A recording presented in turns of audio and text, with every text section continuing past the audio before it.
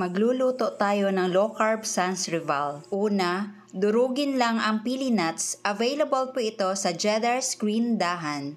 Next batch ng pili nuts ay gagawin naman nating chopped pili nuts. Binalot ko lang po sa plastic para habang nagcha-chop tayo ay hindi po ito magtatalsikan.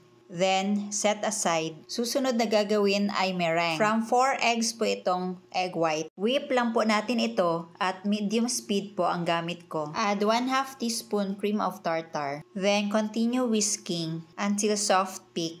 Then, gradually add 1/2 cup Cheddar's Green Dahan Monk Fruit Erythritol Blend. Then, continue whisking. Ngayon, dahil naubusan po ako ng vanilla flavor, maglalagay lang po ako ng Cheddar's Green Dahan Flavored Stevia Drops, vanilla flavor. 10 drops lang po ang nilagay ko. Then, continue whisking until stiff peak. Malalaman nyo po na stiff peak na dahil hindi na po mahuhulog pag itataob nyo. O ayan, 'di ba? Pero wag niyo pong gawin ito kasi baka matapon, sayang. Ngayon, ihalo na natin ang mga dinurog na pili nuts. Ang list of ingredients ay ilalagay ko sa last part ng video na ito.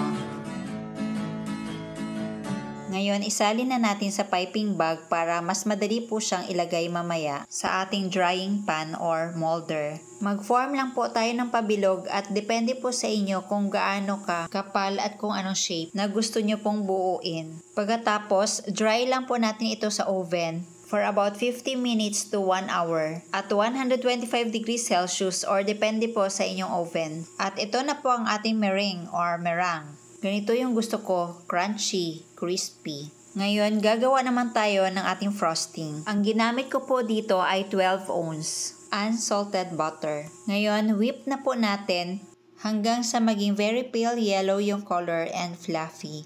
Please don't skip ads po. Usually, nasa pinakahuli ng video na ito. Makakatulong po ito sa akin to make more content at para makatulong po tayo sa ibang kapwa kong kidney patients. Gradually add Cheddar's Green Dahan Stevia Erythritol Blend. Low carb essential sa ikumpletong matatagpuan. Katulong mo sa pag-ayos ng iyong kalusugan. Marami kang pagpipilian sa Cheddar's. At dahil naubusan ako ng vanilla flavor, naglagay ako ng 5 drops Cheddar's Green Dahan Flavored Stevia Drops, vanilla flavor. Then, continue whisking until all ingredients are well incorporated. Then, set aside. Ngayon, whip naman natin ang 250 ml all-purpose cream. Whip lang po natin ito hanggang sa mag-double yung volume. Pwede po kayo mag-add ng sweetener or pwede din pong hindi na. Depende po sa inyong panlasa. Pwede din naman pong sabay yung pagwi-whip ng butter and all-purpose cream. So, depende na lang po sa inyo. Continue whipping until butter and all-purpose cream are well incorporated. O, diba? Smooth and creamy. Ngayon, add na natin ang ground pili nuts. Mix well. Ngayon, ilagay na natin sa piping bag para mas madali yung pag-apply. Sa totoo lang, wala po akong cake board. Nakalimutan kong bumili. Ngayon, lagay na po natin ang unang meringue. Tapos, ipatong lang po natin ang filling. Pasensya na po kayo at hindi po ako baker. Lutong bahay lang po talaga ito.